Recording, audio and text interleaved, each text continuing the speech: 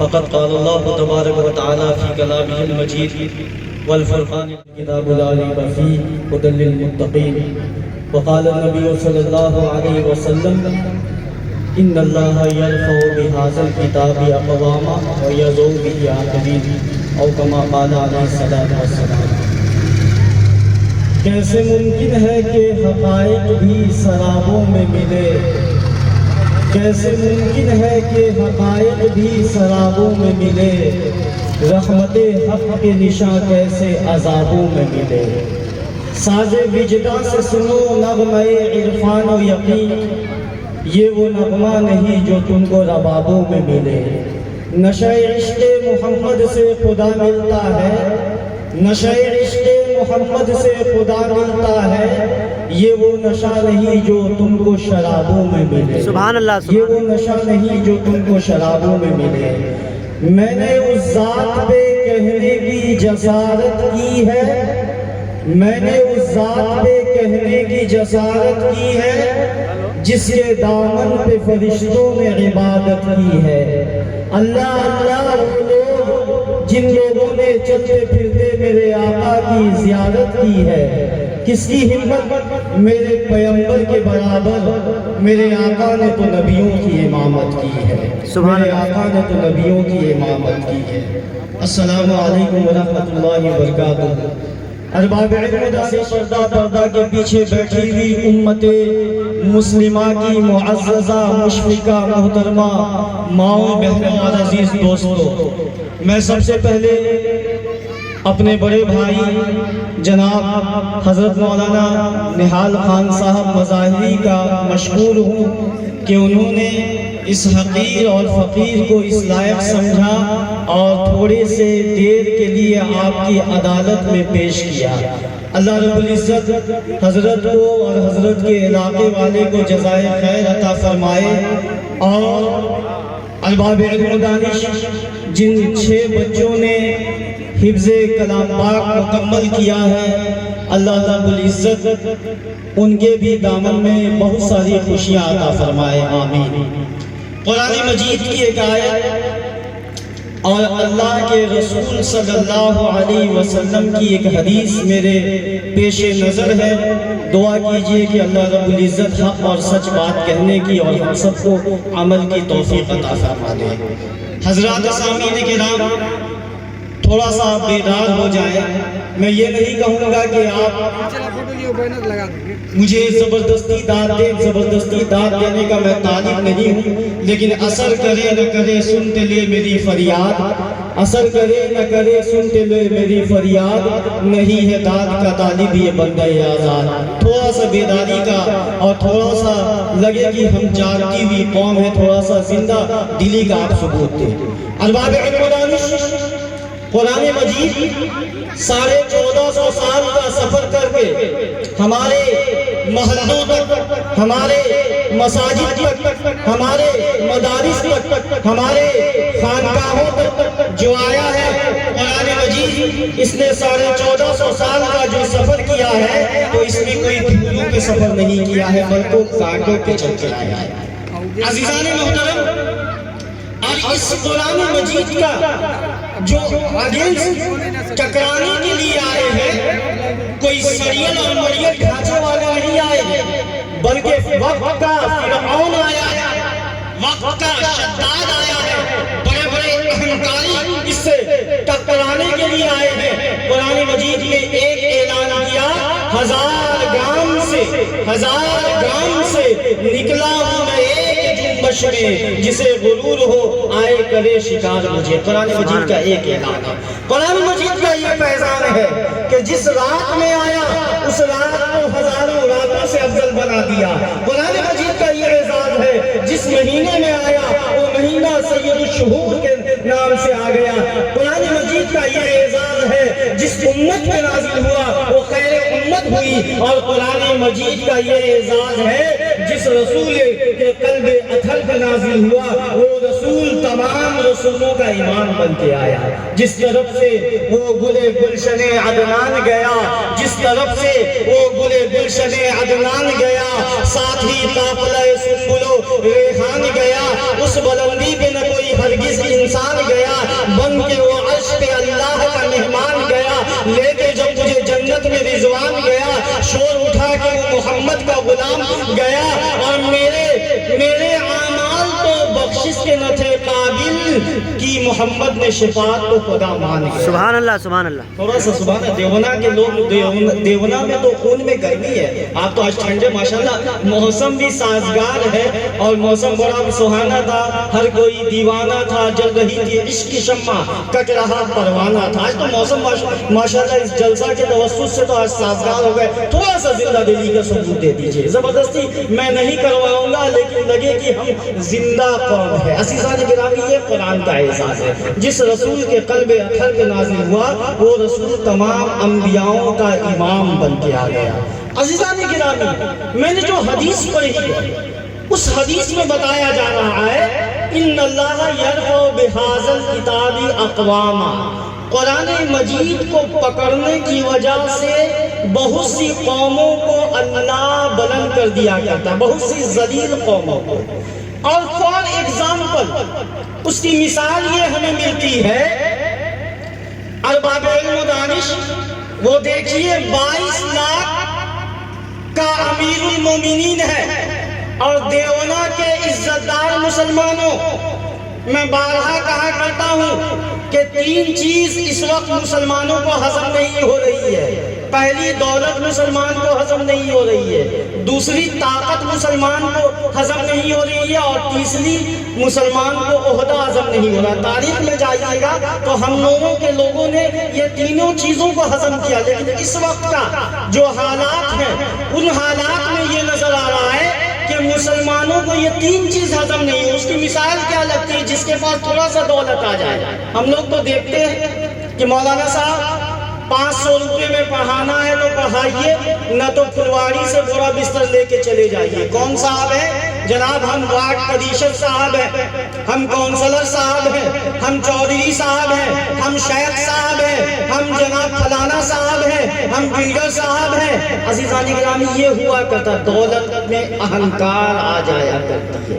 وہ دیکھیے 22 لاکھ کا امیر المومنین ہے، ماں کے لیے بے خوف و خطر بول رہا تھا، ماں کے لیے بے خوف و خطر بول رہا تھا، قدوس کے الفاظ بشر بول رہا تھا، اور تہمت جو لگی اماں عائشہ پہ قرآن کی زبان بن کے عمر بول رہا تھا۔ یہ 22 لاکھ کا امیر المومنین ہے، 22 لاکھ کا ماشاءاللہ۔ اب لگا کہ تھوڑا سا امیر المومنین کے نام سے تو گرمی آنی چاہیے، الحمدللہ 22 لاکھ کا امیر المومنین ہے۔ 22 لاکھ کا جو یہ امیر المومنین ہے، یہ کیریکٹر کے اس امیر المومنین خلیفۃ المسلمین اعلیٰ عمر ہے، بالا عمر ہے، باد بہاری کی طرح گزرا ایران و عراق سے، مابعد قدم المرسلی، کوئی نبی آنا نہیں، اگر ایک سلسلہ ہوتا تو ایک نبی ہوتا عمر۔ یہ 22 لاکھ کا امیر المومنین ہے۔ آپ کی جیب میں 2 روپیہ آ جاتا ہے تو آپ اہنکاری بن جاتے ہیں، ارے تیری اوقات کیا ہے، فلانا کیا ہے، فلانا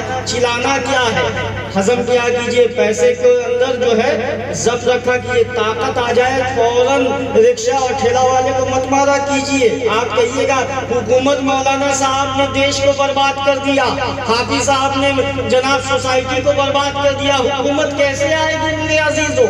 حکومت بیواؤں کے سروں پہ دوپٹہ رکھنے سے آتی ہے، مظلوموں کے آنسو کو پوچھنے سے آتی ہے، عزیزان گرامی مجبوروں کی مدد کرنے سے آتی ہے۔ یہ دیکھیے 22 لاکھ کا خلیفۃ المسلمین ہے اور امیر المومنین ہے، اور جنگل کے کنارے جا کے رو رہے ہیں۔ شاگردوں نے، مشیروں نے، مریدوں نے، بھکتوں نے، مریدوں نے، وزیروں نے 1 مرتبہ دیکھا، 2 مرتبہ دیکھا، تیسری مرتبہ کہا امیر المومنین خیریت تو ہے؟ 22 لاکھ مربع میل کے آپ حاکم ہیں، آپ کے یہاں کے وارڈ کونسلر ہوتے ہیں، وارڈ پریشد ہوتے ہیں، मुखिया जी होते हैं और जनाब के ताजिर साहब होते हैं, और ये 22 लाख का अमीरुल मोमिनीन है और जंगल के किनारे जाके रो रहा है। मकतबे मुस्तफवी का मोहम्मदी दारुल उलूम का ये शागिर्द है और जंगल के किनारे जाके रो रहे हैं। लोगों ने एक मरतबा देखा, 2 मरतबा देखा, तीसरी मरतबा कहा अमीरुल मोमिनीन खैरियत तो है, क्यों आप जंगल के किनारे रो रहे हैं? 12 आपको देखा जा रहा है, कहा अल्हम्दुलिल्लाह सब खैरियत है, किसी महाज पे मुसलमानों की शिकस्त हो चुकी है क्या?